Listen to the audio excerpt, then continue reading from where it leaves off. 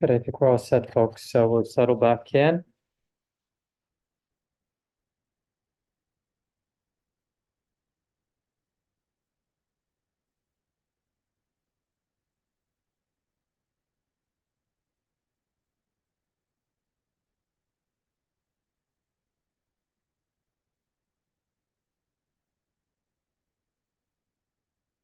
And one theme we can experiment with tonight, or today rather, in our meditation time,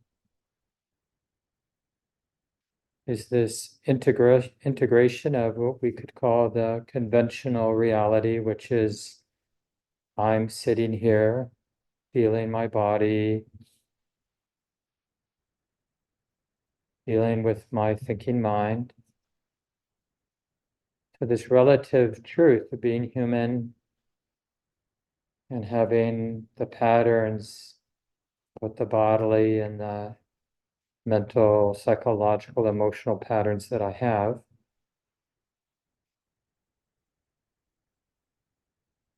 And dealing appropriately with this relative or conventional truth, taking care of ourselves, but at the same time, not making this conventional reality of me sitting here with my mind as it is more than what it is. It is just this moment to moment flow of experience being known, being felt. So it's something. We're not saying that relative reality, conventional reality isn't something. We're learning how to let it be as simple as it actually is, not making it more than what it is by taking it personally.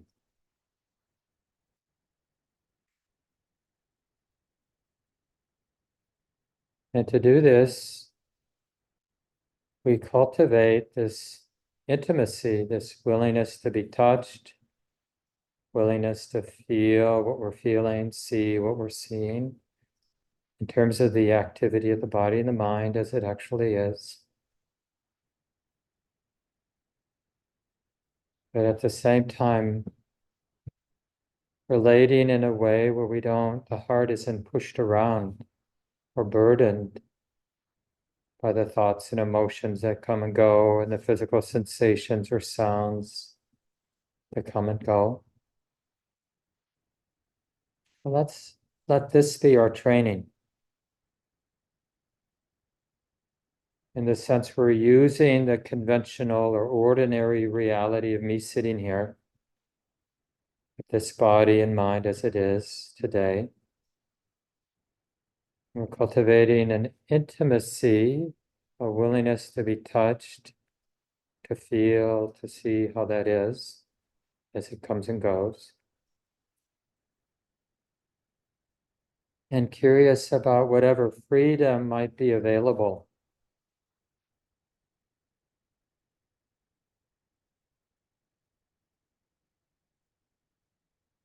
Right here with the exposure,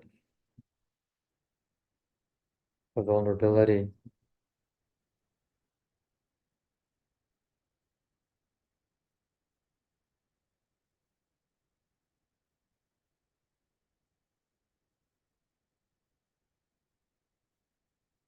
In simpler terms, we're opening to the way it is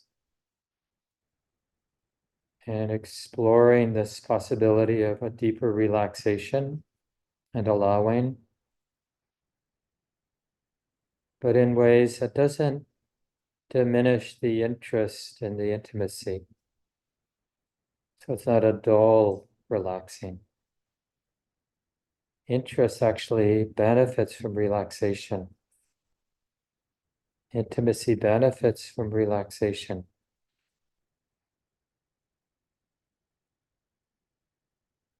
So let's continue in silence now.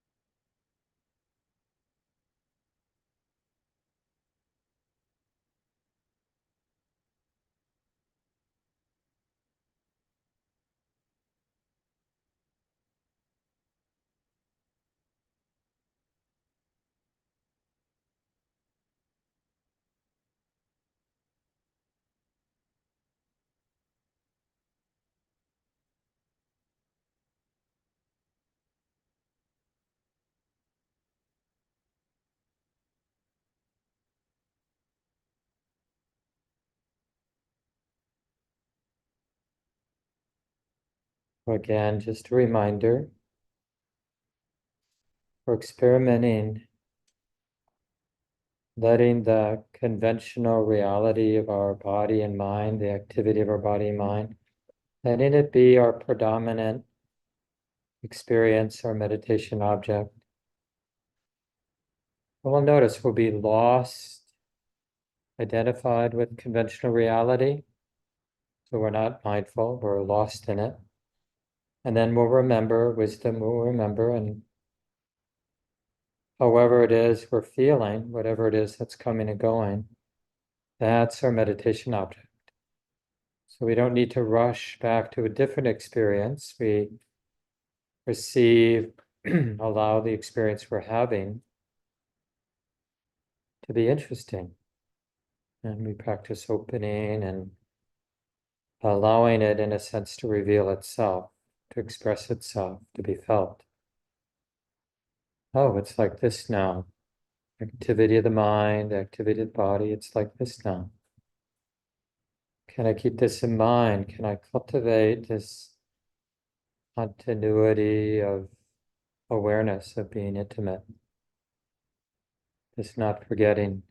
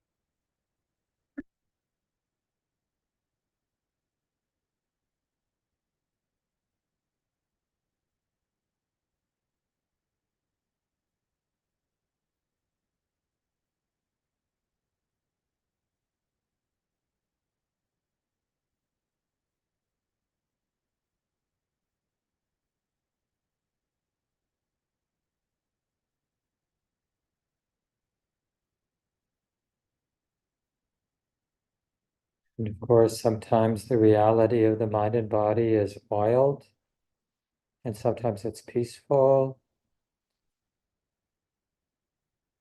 But let there be a willingness to practice with the way it is, however it is for you. Just do the best you can.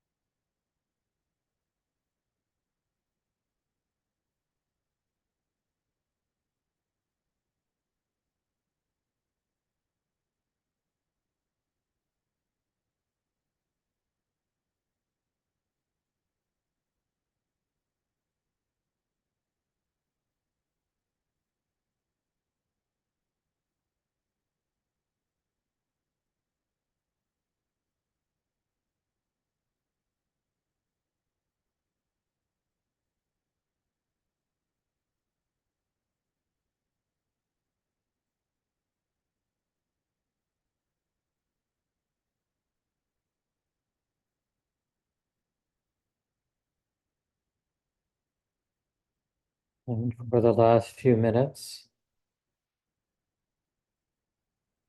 just in a simple way, doing our own exploration,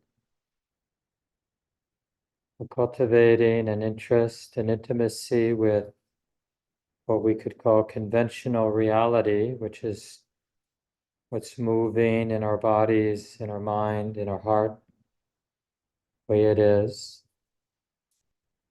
And we're curious, open to the possibility of freedom right here with this exposure to the way it is. Not somewhere else. We don't have to go somewhere else.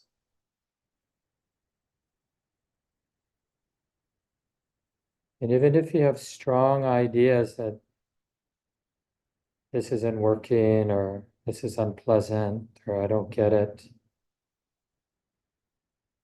that's the conventional reality we're practicing being interested in, open to, feeling what it feels like, and not letting it be more than what it is. It's an experience that's being known, being felt. So in that way, in a simple way, we're reducing it to what it already is, an experience being known. We're not getting confused by the stories themselves. Stories are just thoughts being known.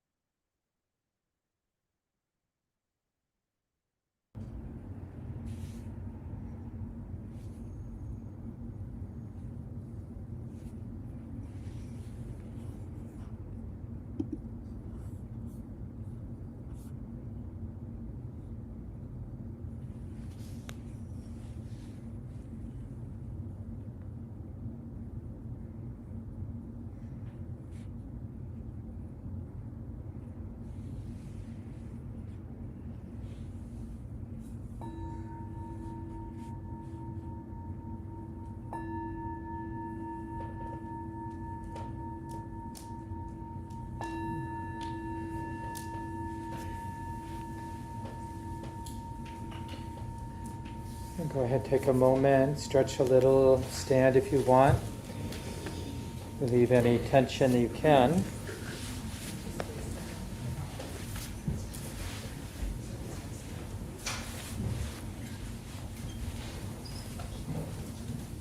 And really good to see everybody today.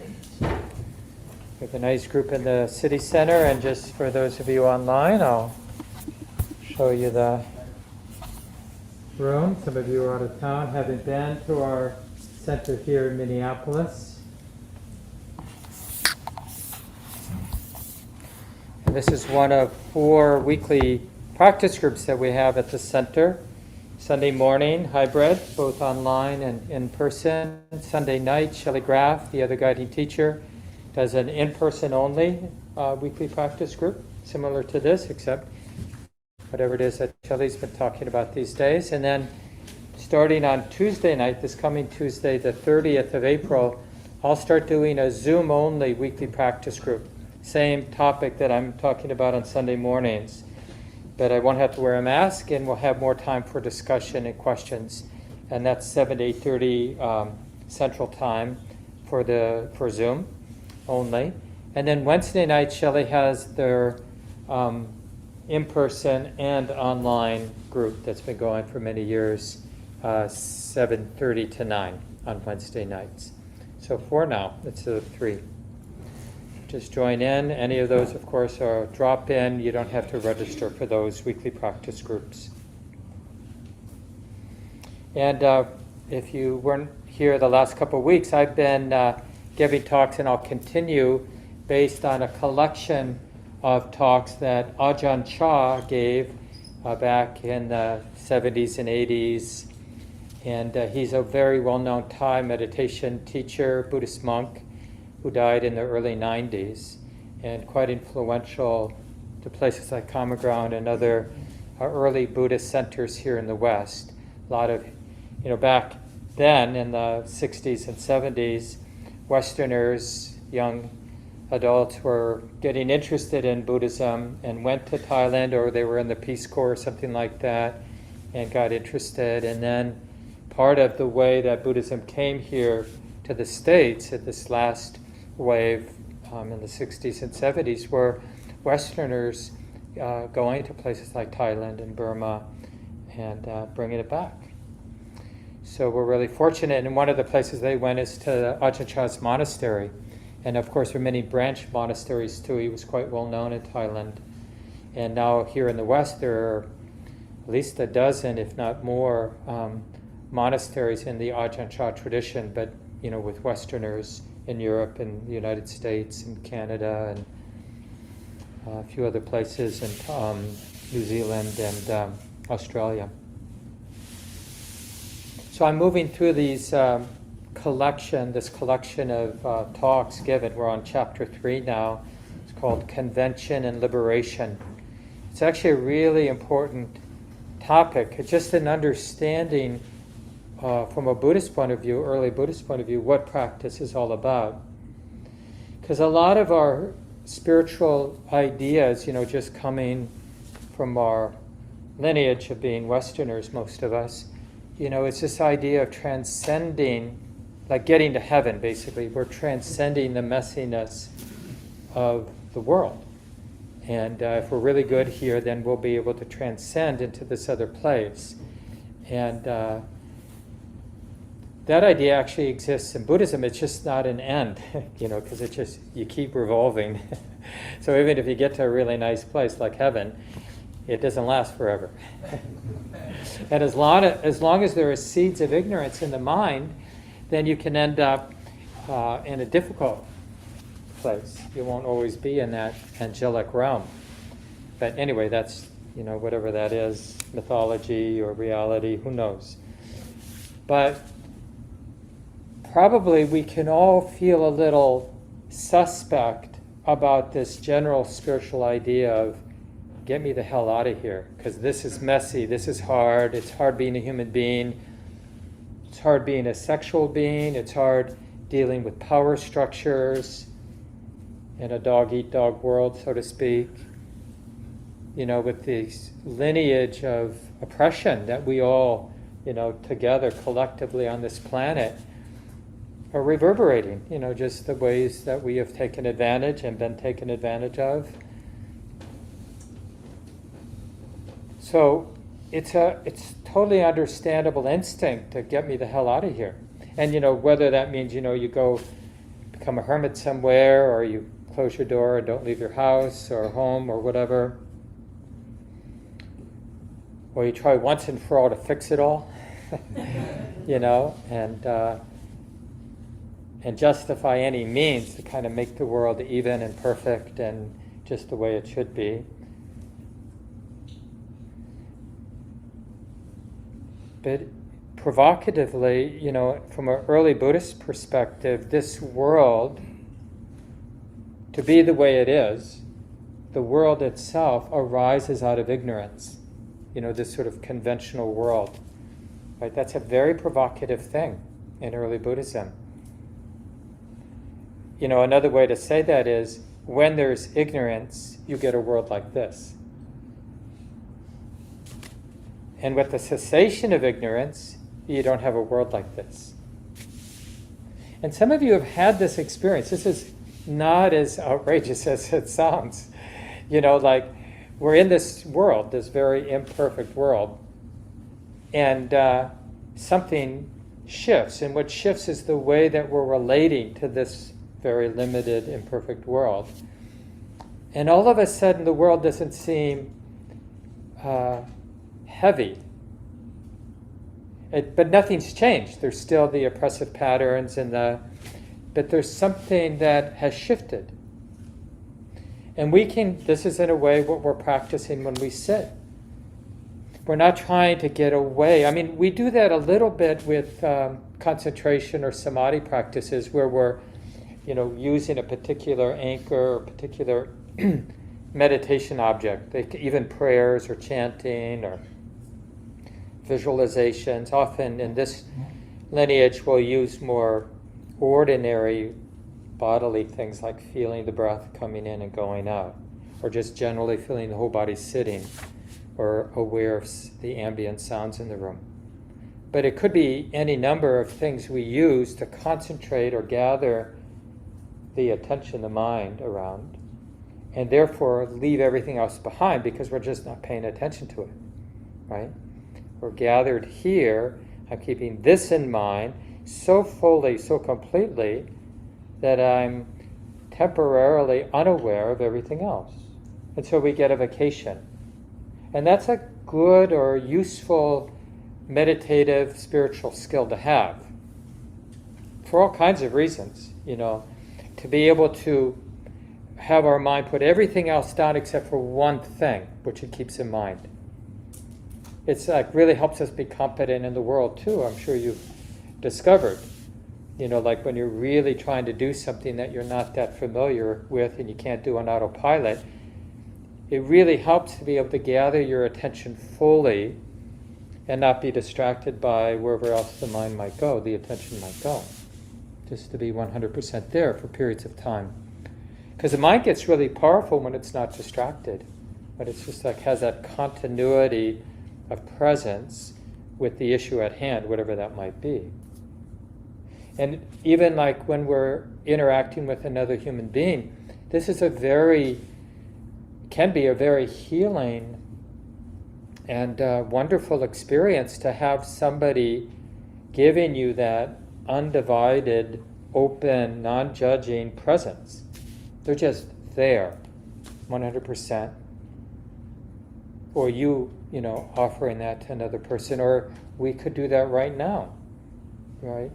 Like we're sort of dropping the need for that breadth, almost like the context. Oh yeah, like why I came to Common Ground on Sunday morning, or why I joined Zoom on Sunday morning.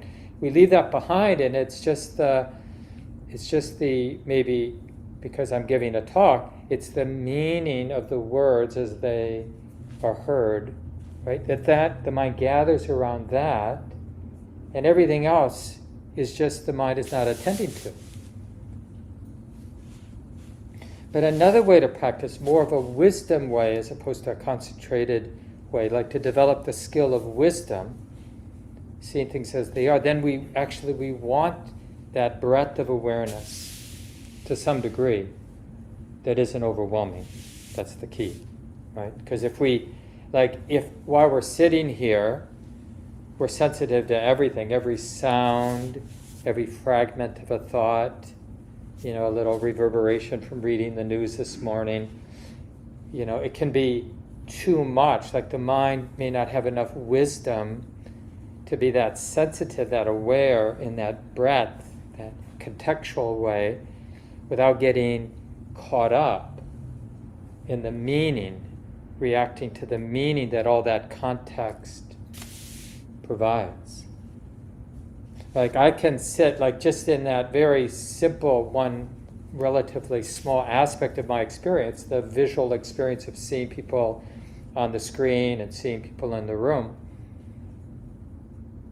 I can like be with that visual experience and relax enough, trust wisdom enough that whatever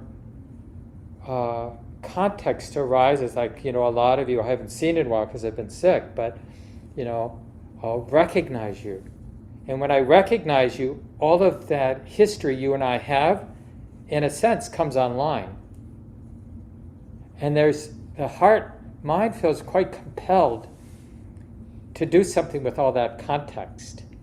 Like Gabe sitting right in front of me. Gabe and I have history. We've had an intense, beautiful relationship for almost 20 years. It's been a while, 15 at least, right? And because Gabe's, been an active participant and a staff person for a long time now. one of our teachers, of course. And so that's that idea of like relaxing with the context of the present moment and really learning, not like it's because it's so rich, the meaning, the stories, the context is so rich. And we want to learn not to be afraid of feeling, being touched by the richness, depth, intensity, sweetness of being human, and all that means. The fragility, the beauty, the horror. Because that's what I, in the guided meditation instructions and what Ajahn Chah is talking about in chapter 3, that's what he means by convention, the conventions of the world. I'm reminded of poet and activist back in the early 1900s. I think they died maybe in 1980, around then. Muriel Rukeyser. And they had this kind of great line, "The world is made up of stories, not atoms." And it's really true. It's like I won't go into it, but just this, our science and a lot of our sort of, just understanding, cultural understanding really is based in materialism. But what really drives the show is the stories that we have about this and that. That's the context. And so a lot of times we think, wrongly, especially in Buddhist practice, that, boy, the stories I have about myself and the stories I have about you and the stories I have about the world and the stories I have about Gaza and the stories I have about those people over there, we have this idea that all of that meaning that those stories seemingly construct or provide, it's true. And because it's true, like it's true for me, it's like it has personal meaning. And then, in a way, the heart, the body, mind, me, I have to live according to that meaning I think is true, the way it is. So we might think that, well, the way to practice it is just not to have any of that meaning, not to have any of those thoughts. Shut it off. Like, where's the off switch?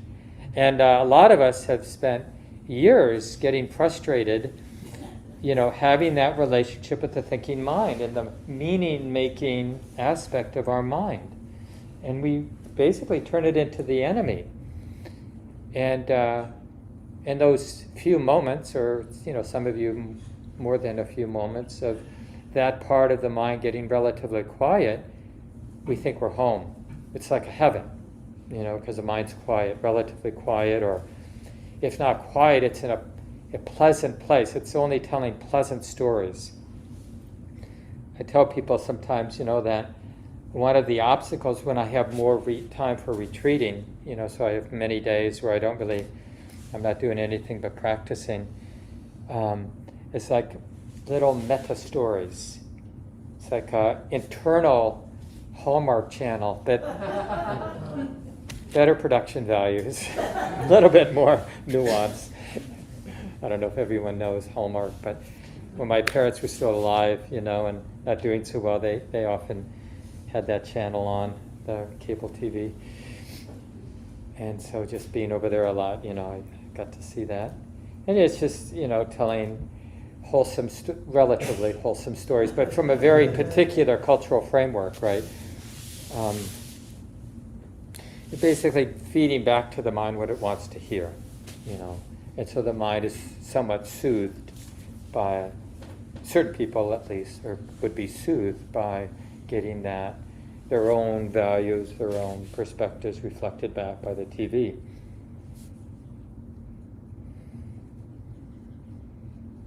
And this is the world we live in, but we have to be careful not to, as we get interested in a spiritual life, not to turn the conventional reality into the enemy.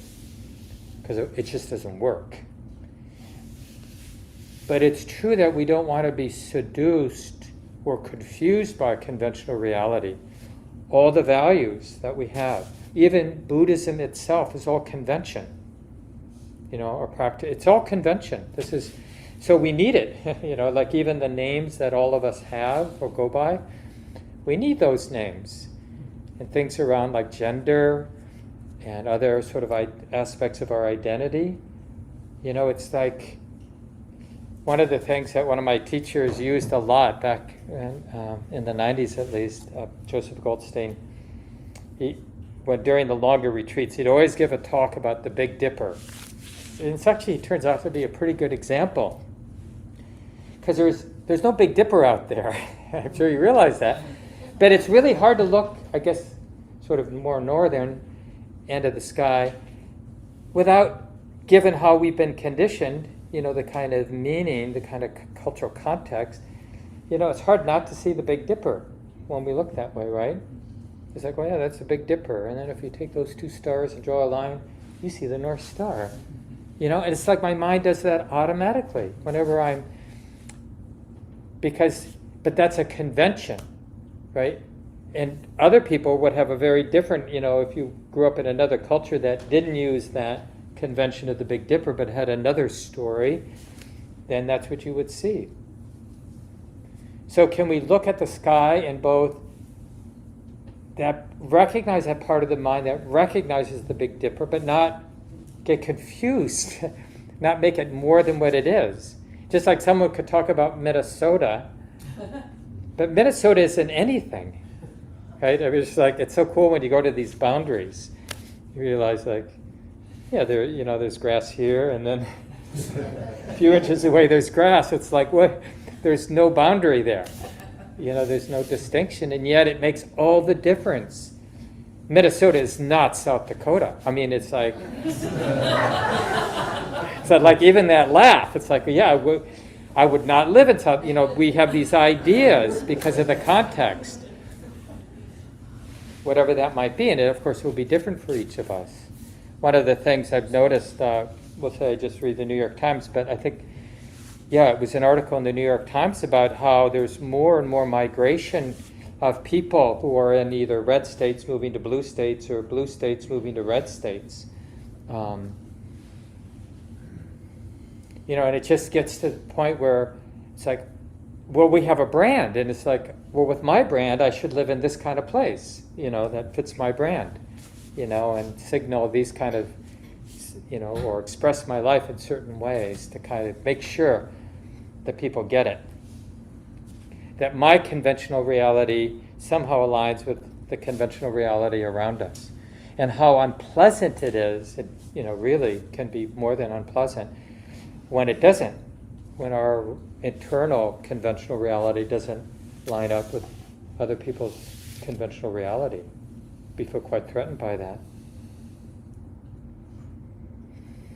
So that's part of what we're practicing. It's a big part, actually, of conventional or of spiritual life, is that the relationship, like freedom, it's freedom with conventional reality, not freedom that comes when we get out of conventional reality. So how to embed, in this world, including ourselves, where we're all making stuff up. In terms of values, in terms of good and bad, likes and dislikes. It's so messy.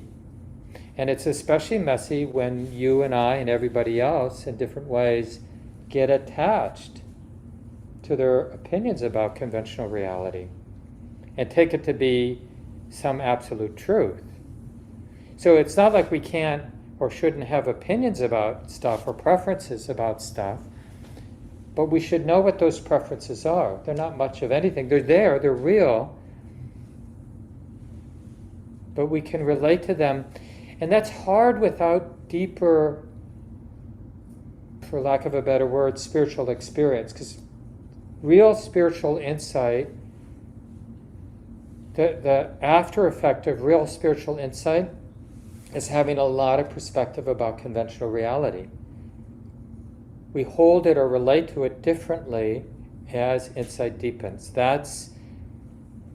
So there's this capacity, this deepening capacity to be free, and therefore more nimble and loving in conventional reality.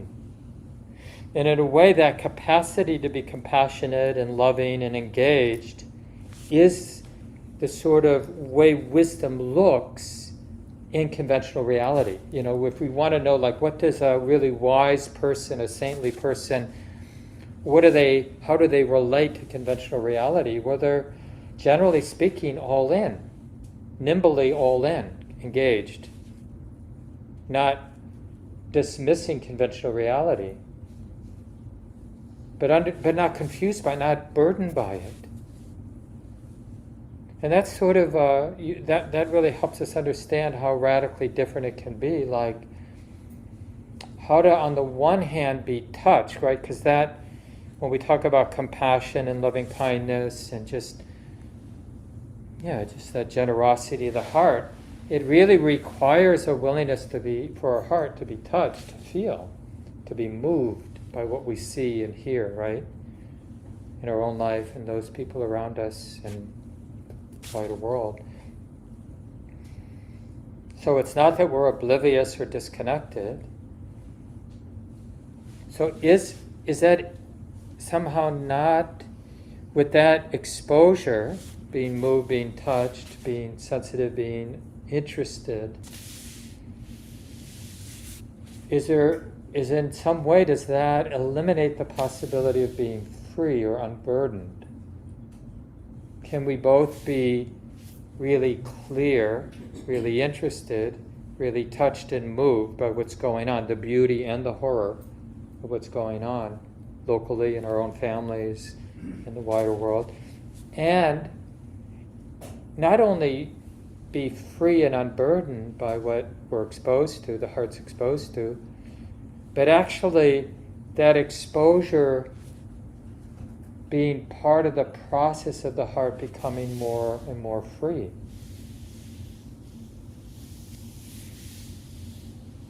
In a way, there's just two tactics, you know. The usual tactic is to try to manipulate conditions so I can be free, I can be unburdened. So we're in the conventional world, but we're trying to gain power so we can make the conventional world a way that aligns with what makes me feel good. And we're always going to do that, and it's okay to do that, of course. But we've all noticed how frustrating that is. You know, just even in our families, if you have a teenage son, daughter, child, whatever, or a partner, or sibling, or colleague at work, or whatever it might be, and we have a strong, clear sense that, you know, if I could only change them, make them the way I think they should be, then I'd be happy. I'd be a lot happier. We do that all the time. I mean, we do that in terms of, you know, gardening projects and, you know, or getting our body into shape and, you know, what kind of diet we should be eating. And it's just sort of this subtle and not so subtle ways that we're investing in, you know, in the causes and conditions of our lives in order to feel better. And just like in sitting, you know, when we adjust the body a little bit, or we see the mind going this way, and we say, no, don't go that way. Don't think about that. Come back over here. Because when you go there, you're never going to come back, you know, until you're fried by obsessing about that thing that you don't want to obsess about. And what the Buddha is saying that, yeah, that's all going to happen, but we can create this other sort of spiritual overlay. And this is what I've been talking about the last 3 weeks, these opening chapters of this large collection of Ajahn Chah's talks over many years. It really has to do with this particular frame that we can adopt. I mean, it's really a way of being in our lives, which is suffering and the end of suffering, suffering and release. So whatever moment, and now even in hindsight, as we remember, like, well, what happened to me this morning, or what's happening to me now, like, how can I see that moment, experience that moment in terms of suffering and release? Like, how is, in subtle or not so subtle ways, my heart relating in ways that cause constriction? And how is it possible? Is it possible for there to be a release, a letting go, so that whatever the conditions are in the moment, the heart isn't constricting, isn't resisting, isn't reacting, isn't struggling, more like a free fall? And we can just practice, it's like, oh, I gotta brush my teeth. And all of a sudden there's a little burden there. I can't go to bed because I gotta brush my teeth. Or I can't have my breakfast because I gotta brush my teeth first. Or whatever routine you might have at home. And so it's a little burden. And it's like, that because we're a practitioner, we're interested in like, okay, there is a body, there is this convention called brushing my teeth, so I don't have a large dental bill or don't have the aggravation of having bad teeth or gums or whatever might motivate you, so people look at your pearly white teeth or whatever it might be. But somehow we've invested in that convention. We're part of it. It's part of us. But does it have to be a burden? Whatever the convention might be. Could it be frictionless?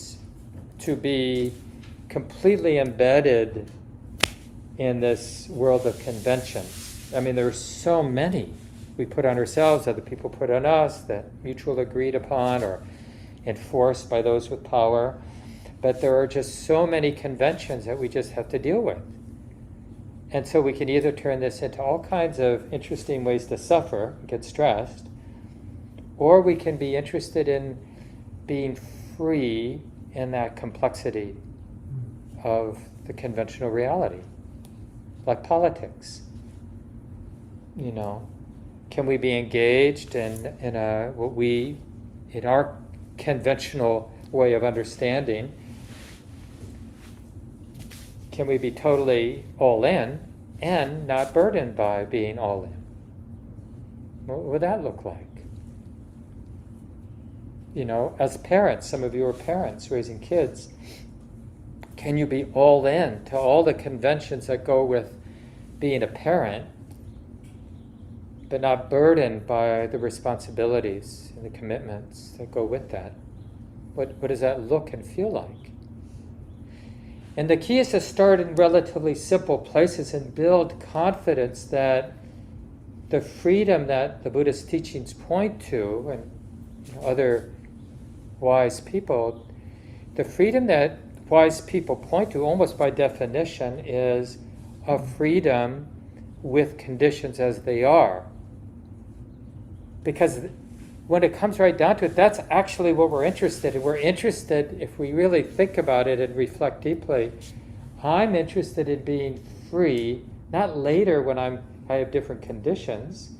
I want to be free when it's like this, whatever this might be, whatever the conditions, however limited, however difficult, however whatever they might be. I want to be free, unburdened. And see, it really changes our relationship to the conventional reality, because normally we think of it as something that's either out to get me or something that I have to dominate to make it the way I want it to be. But here, with this perspective, we're turning the limitations of conventional reality or relative reality into a teacher.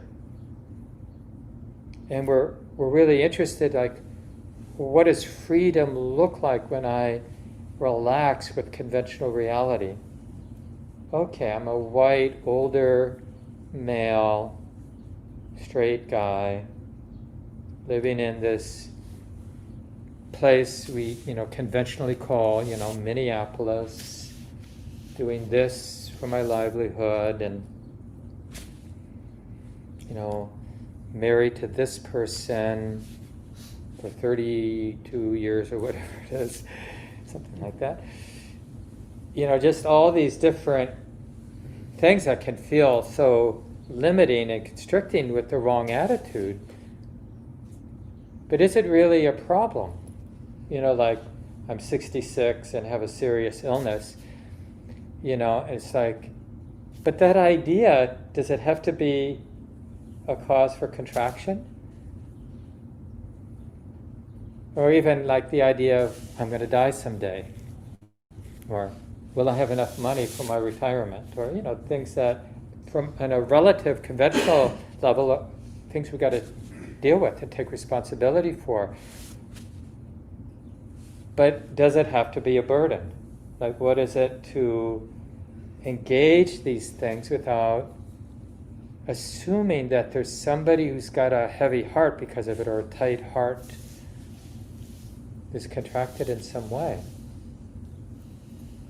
And in that way, then all these little parts of our lives become places to learn from our teacher, this relative experience of being a human being, a sensitive human being in relationship with everything we're in relationship with. I mean, I'm sure you realize we're just animals, living in more complex groups than we used to, during our many years of evolving on this planet, where we had smaller groups living simpler lives, but now we're in these sort of more complex form we call civilization with technology. And it's a real setup, I'm sure we're all realizing in our own ways. So what does freedom, are we just giving up on this, like, the best we can hope for is, that streaming groups keep coming up with good content, and that we can get good food and live in a relatively orderly place where no one does bad things to me, and kind of ride it out until I don't have to ride it out anymore, and I pass away, or something like that. Because that's often our attitude when we are honest and we kind of look at it. We're just kind of hoping that we get the better end of things than, the other half or the other percentage of people. That we're not one of those who have a bad ending or something like that. So this is it's a radical thing too, and it's a privileged thing too, because to be able to have a life where we're not completely overwhelmed and we can actually be interested. Like, what does freedom? What might freedom? And it isn't something we cognitively figure out. The path of practice is actually that willingness to be intimate with the conditions, the conventional, ordinary conditions of having a mind and body, having a life, having a relationship. Not my ideas, they will arise, our ideas. Like when we're sitting and I've got pain in my back, then there will be ideas about the pain in my back. That's all of the conventional, ordinary reality. And then there's the way the mind understands that, so-called ordinary reality. And that's really the place of practice, is realizing that how I relate or how I understand this experience of being human matters. And there are different ways to understand. And of course, mostly we just operate by default, with our operating system that was handed to us by culture, and maybe partly through genetics, but actually there's some real options, and that's why we have these teachings. And the start, from a Buddhist perspective, is let's keep training our mind to see things in terms of suffering and release, stress and release. It's a convention, right? It's a strategy. Right now, it's just an idea that I'm passing along. But that convention is really useful. And like I mentioned, all of the Dharma, the teachings from the Buddha, are part of convention. Gabe and I used to joke about what would be a great thing to put on a Common Ground t-shirt, if we were to ever make a t-shirt. And I had this idea, it's like skillful means for deluded people. Because the whole idea, everything we talk about, like on Sunday mornings, it's only for deluded people. Other people who are not deluded don't need these teachings. And so we need these skillful means, we need these conventions to better understand how the heart's relating to conventional reality and how there are other possibilities. It's like, I'll end with this little teaching from the Buddha on karma. Karma just means action with intention. Actions of thought, of speech, with our body, doing stuff with our body. When we do stuff with intention, that's karma, right? So in Buddhism, in the early tradition, like from the teachings of the Buddha himself, there's like skillful or karma action that sets in motion positive results, pleasant results. And there's action, karma, that sets in motion unpleasant results. And then there's a third kind of karma or action done with intention that liberates the mind from karma. And that's sort of, we should be puzzled by that. It's like, well, what's that? But it doesn't mean karma isn't real. It's the realization that there is something very lawful unfolding here. But just because it's very lawful, conditional, how things unfold, actions matter, how I understand, how I relate matters. It sets stuff in motion. Doesn't mean it's personal. And that's the realization that that being present and interested in this kind of stable, continuous way with our experience, this is what's revealed, is that it's very lawful, and it matters how I'm showing up, it matters what I say, it matters how I relate, and it's not personal. And both are true. And it seems kind of contradictory, like if it matters, then it's got to be personal, and if it's impersonal, it can't matter. But that's like a limitation of our imagination or of our experience. How things on this conventional level really matter, and it's empty in the sense that it isn't referring back. So initially, it's okay that they seem separate.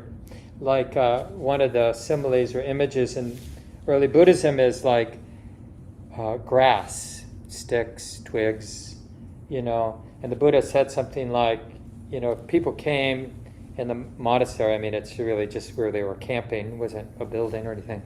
If people came and took away the leaves and the twigs and the grasses, would you take it personally? And they said, no, that's just the leaves, the twigs, and the grasses. It's not personal. And the Buddhists just used it like, so the deeper understanding that it's all that way. It's just thought, it's just sight, it's just a feeling, it's just this, it's just that. But that deeper understanding is actually what allows our heart to be willing to feel what it feels like on this relative, conventional level. To care about injustice, for example. To show up and to understand and to be willing to sort of pay attention to see how things are unfolding and how, people are being taken advantage of, or how people are getting along over here. What really allows us to be close to joy and sorrow is understanding their empty nature. It's really not possible to be loving and compassionate and at the same time being caught up in self-centered ways of understanding. They just don't work together. Now, you can have a very self-centered frame of mind and pretend to be loving and compassionate, right? And that's often masquerades as real love and compassion, but it's not. It's just wanting to be, that's my brand, to be loving and kind. So I need to leave it here, but we'll come back to the subject as we go through these chapters. Just a reminder that there's a Google Doc that has the link if you want to get access to this book. It's freely available on the internet, the Collected Teachings of Ajahn Chah. And the link is just go to Common Ground's public calendar for this Sunday morning event, and you'll see the Google Doc link there. And I always have just one passage from the chapter there, so if you don't even want to read the book, but you want to read a few paragraphs of interesting lines from his teachings, then you can just go there. He's a really grounded, practical teacher, Ajahn Chah, or was, I should say. And then, as always, we have small groups, so that's going to happen in this room, and it's going to happen online. I guess I need to make Lucy the... Oh, good. Thanks, Gabe. And then a couple other